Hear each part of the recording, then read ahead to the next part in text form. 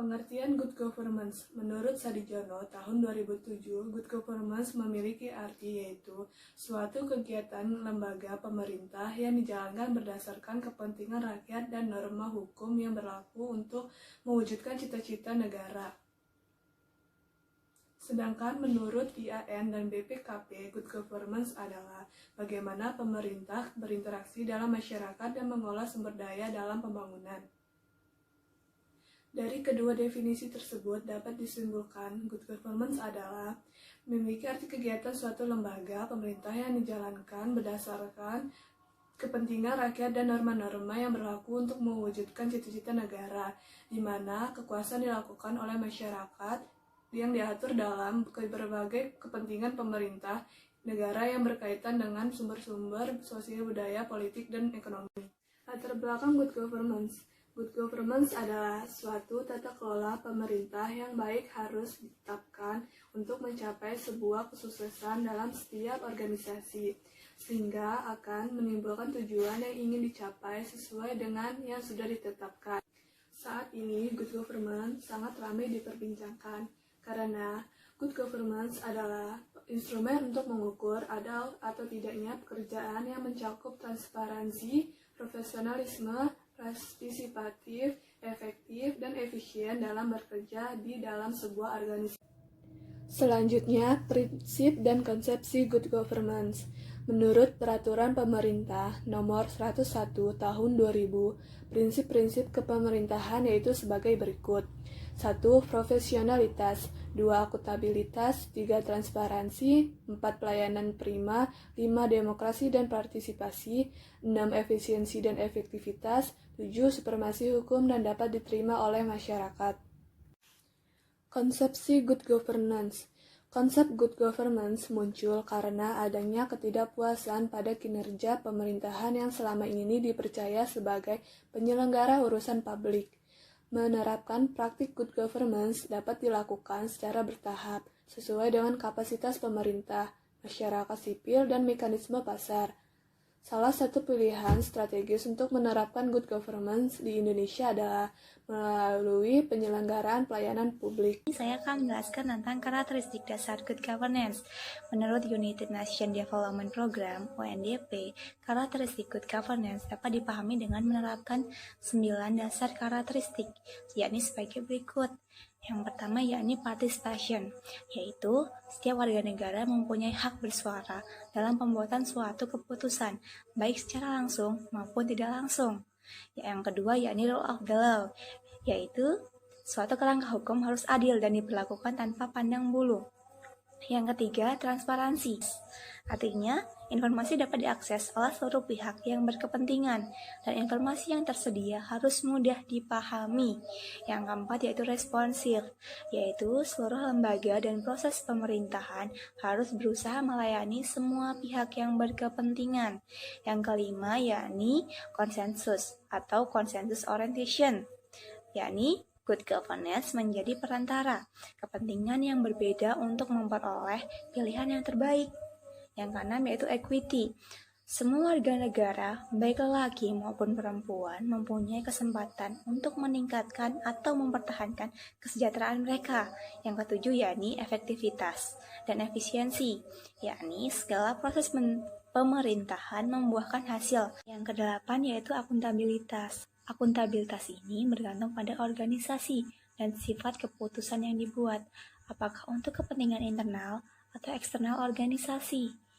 Yang kesembilan yakni strategi vision, yaitu seorang pemimpin dan publik harus memiliki dan mengembangkan manusia yang secara luas dan jauh ke depan sejalan dengan apa yang diperlukan untuk pembangunan. Dari karakteristik yang dikemukakan oleh UNDP, Sudarmayani menyimpulkan bahwa terdapat 4 prinsip utama yang dapat memberikan gambaran administrasi publik yang baik. Yang pertama yaitu akuntabilitas. Aparatur negara berkewajiban untuk bertanggung jawab atas segala tindakan dan kebijakan yang telah ditetapkan. Yang kedua yaitu transparansi. Pemerintahan yang baik bersifat transparan terhadap rakyat, baik di tingkat pusat maupun daerah. Yang ketiga yaitu keterbukaan. Rakyat memiliki kesempatan terbuka untuk mengajukan tanggapan dan kritik terhadap pemerintah yang dinilai tidak transparan. Yang keempat yaitu aturan hukum. Pemerintah yang baik memiliki kepastian hukum. Nah, untuk penerapan prinsip good governance pada sektor publik dan pemerintahan, untuk sektor publik sendiri, apabila aparatur pemerintah dalam memberikan pelayanan publik sesuai dengan prinsip good governance, maka pemerintahan publik tersebut sudah maksimal dalam kegiatannya. Contohnya dalam kantor kecamatan Sukolilo. Selama ini masyarakat masih kurang puas dalam mendapatkan pelayanan pengurusan pembuatan EKTP. Hal ini disebabkan institusi dalam memberikan pelayanan kepada masyarakat masih belum maksimal menerapkan prinsip good governance. Nah, untuk yang selanjutnya yaitu pada sektor pemerintah. Good governance menyentuh 3 pihak, yaitu pemerintah sebagai pihak penyelenggara, pihak korporat atau dunia usaha sebagai penggerak ekonomi, dan masyarakat sipil sebagai pihak menemukan kesesuaiannya. Ketiga pihak tersebut saling berperan dan mempengaruhi dalam penyelenggaraan negara yang baik. Pemerintah melontarkan beberapa statement negatif terhadap kondisi Indonesia saat ini. Banyak hal mendasar yang harus diperbaiki yang berdampak terhadap good governance. Di antaranya, yang pertama yaitu integritas pelaku pemerintahan. Jika integritas pelaku pemerintahan cukup tinggi, maka tidak akan terpengaruh meskipun ada kesempatan untuk melakukan penyimpangan, misalnya korupsi. Yang kedua yaitu kondisi politik dalam negeri. Untuk terwujudnya good governance pada konsep politik, diperlukan tidak kurangnya demokrasi yang berimplikasi pada berbagai persoalan di lapangan. Yang ketiga yaitu kondisi ekonomi masyarakat. Krisis ekonomi dapat menyebabkan berbagai masalah sosial. Bila tidak teratasi, maka mengganggu kinerja pemerintahan secara menyeluruh. Yang keempat yaitu kondisi sosial masyarakat. Kondisi masyarakat yang solid dan berpartisipasi aktif sangat berpengaruh terhadap kebijakan pemerintah. Yang kelima yaitu sistem hukum. Good governance tidak berjalan dengan baik di atas sistem hukum yang lemah. Materi kelima yaitu perubahan struktur organisasi dan manajemen dalam good governance. Struktur organisasi dalam good governance. Perubahan struktur organisasi sebelum good governance dan sesudah good governance dapat dilihat dari struktur. Yang pertama yaitu sebelum good governance, strukturnya bersifat birokratif, multi-level, disorganisasi dengan manajemen, kebijakan, program, dan prosedur yang berantakan. Nah, untuk yang setelah good governance dapat dilihat dari strukturnya yang bersifat non-birokratif, sedikit aturan, lebih sedikit level, manajemen berfungsi dengan baik, kebijakan, program, dan prosedur sederhana, tidak menimbulkan ketergantungan. Nah, untuk materi yang selanjutnya itu manajemen perubahan.